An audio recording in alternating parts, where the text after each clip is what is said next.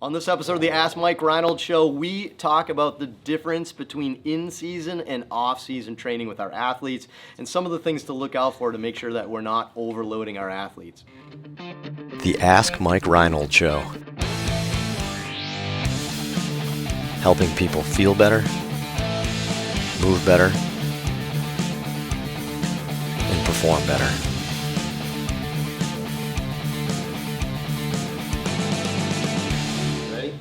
Welcome back, everybody, to the latest episode of the Ask Mike Reinold Show. We're up at Champion PT and Performance up in Boston, Massachusetts. Dan Pope, Dave Tilley, Mike Scaduto, Lenny Macrina here rocking your questions or rocking the answers to your questions. Head to MikeReinold.com and click on that podcast link and you can ask away as well. Lenny, who do we have for students on today's episode? We got some really good students, wicked good as we say. We have Cara May Sheft, little known fact, she goes by her middle name, I think it's her middle name, which is May Sheft, from Belmont University in Nashville, Tennessee. She is from New Jersey, so she is not a Southern girl, so we're still confused why she's got all these names. And you know what she said to me too, by the way? Jersey. She said it was a little weird that it's weird that, she has two names. I'm like, we all have two names. This is your middle name, right? Now, if your first name was Cara May and then your middle name was like, I don't know. Still confused. Cara May. I'm still confused by this concept. Sorry.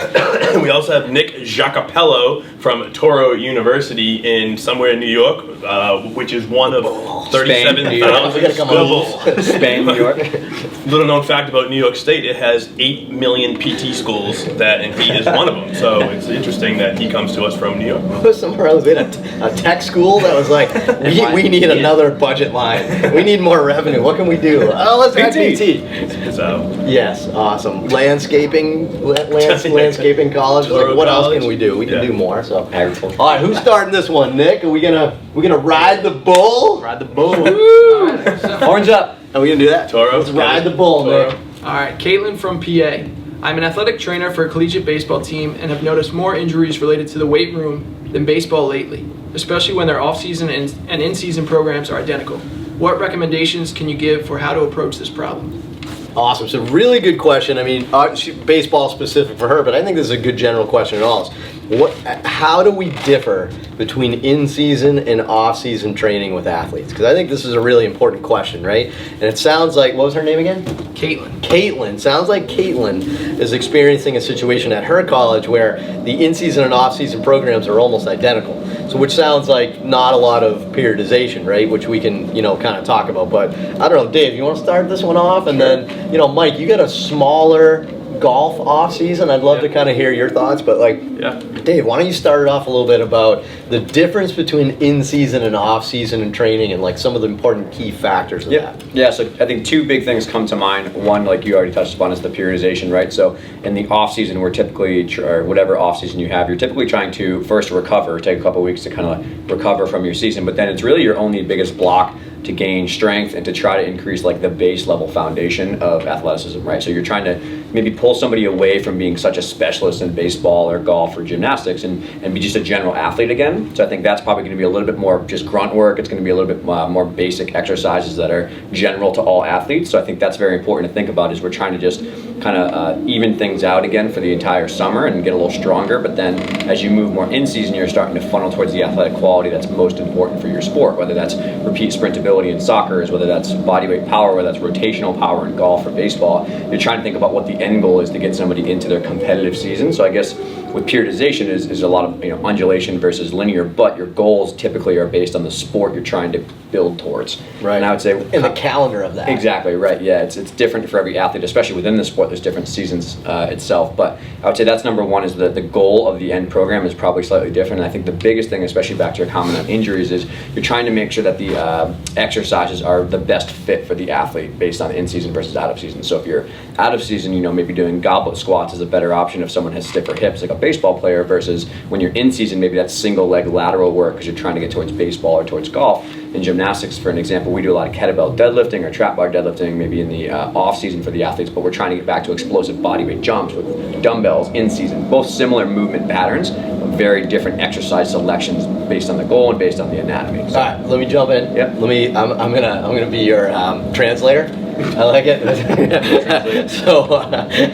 So first big point I think I got from your answer, which I really liked, was it almost seems like if you're going month to month, or you're not putting like a good thought process as to like an entire calendar year, because I think everything's based off a calendar year, where you have to almost map out the whole calendar as to what is your in-season, off-season, what is your transitional phases in between. You almost have to start with that like macroscopic of a view to look at the whole year, right? And it kind of go in a year. I think most of our sports go in a year, so I don't see why, other than I guess you could argue the Olympics. You can.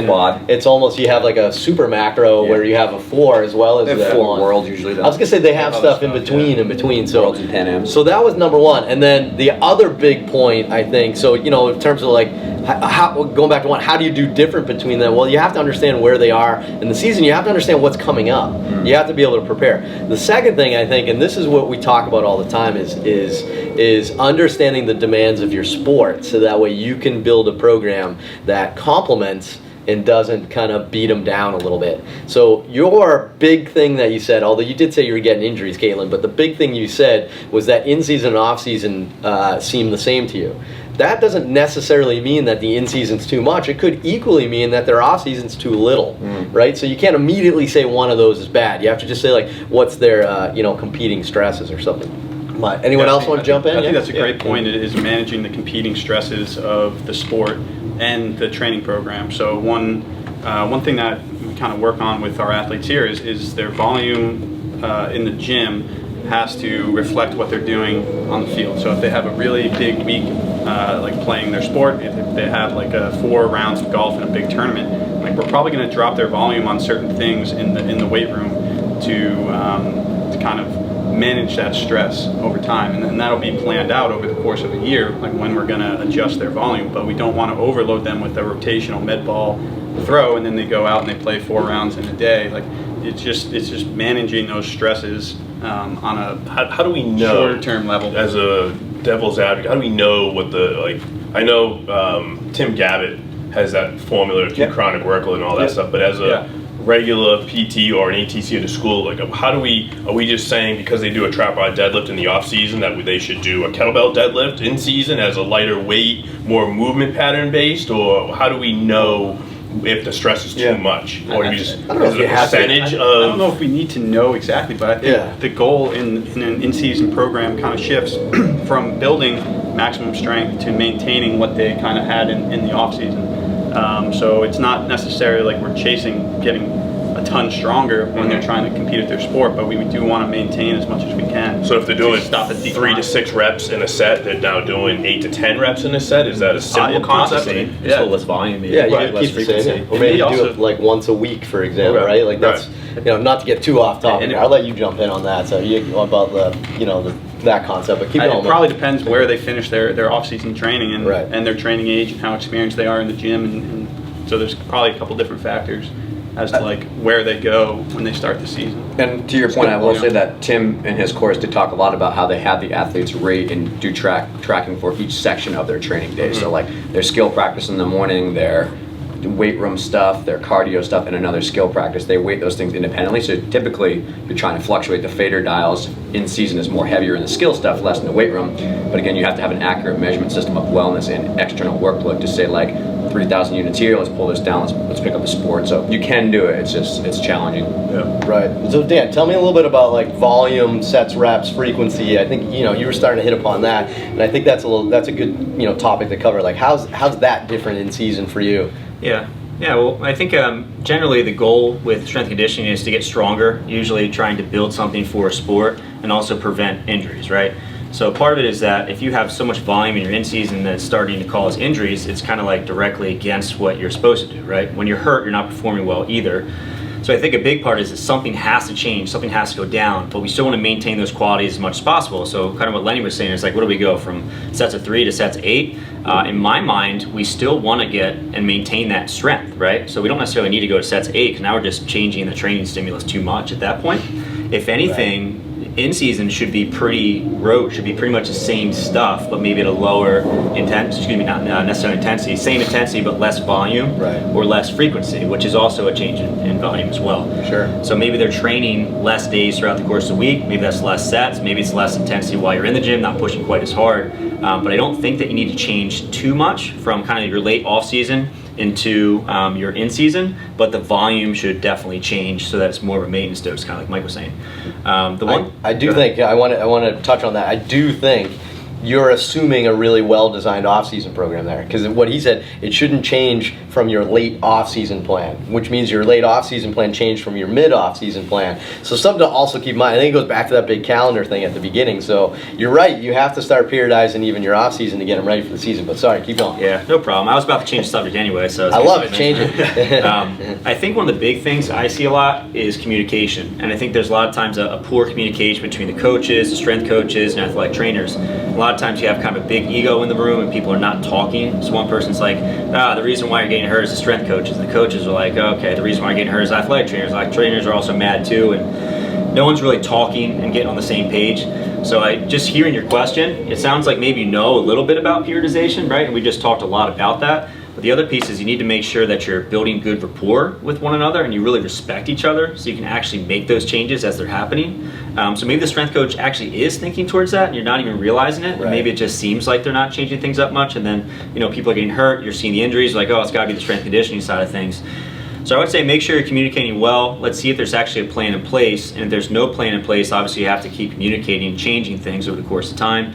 Try something new and just keep on working, I guess. I love it. That was a good, solid, just recommendation on how to make sure you put that all together. Because I do think that happens a lot. I do think the athletic trainers, and the situations I've been in, some of the athletic trainers don't always understand what's happening in the weight room simultaneously. And I'll put that back on you. It's not the strength coach's job to teach you what they're doing. It's your job to learn what they're doing. Right? Now, you may have an amazing strength coach that helps with that, but I'm going to put that back on you. And then last thing I'd add, and I guess we can sum it up with this or end it with this concept here, is like Mike talked a little bit about competing stress, and Dave and Dan and Lenny, everybody had some good comments on that. Just keep in mind that it's not always as obvious as you think, right? So Mike brought up we're going to decrease our rotational med ball volume in season with a golfer or any rotational sport person because they're doing a ton of that in their skill work.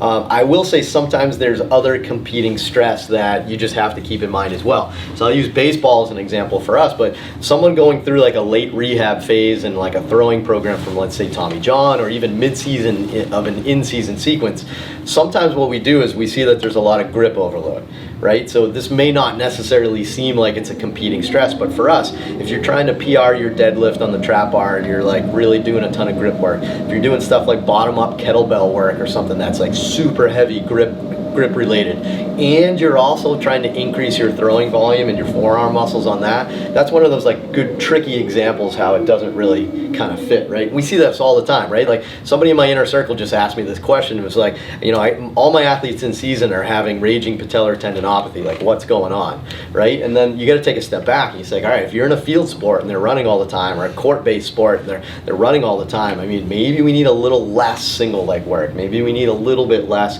We have to really just pay attention to those competing stresses. So I think that's the good general thought, but I think good overall discussion. So it was awesome. So good question. Thank you, Caitlin, and thank you for another great episode. Head to MikeReinold.com, click on that podcast link, and you can continue to ask us great questions like that. And be sure to head to iTunes and Spotify and rate, review, and subscribe so we can keep doing these fun episodes where we have good discussions like this. This is a good one. So thanks. See you on the next one.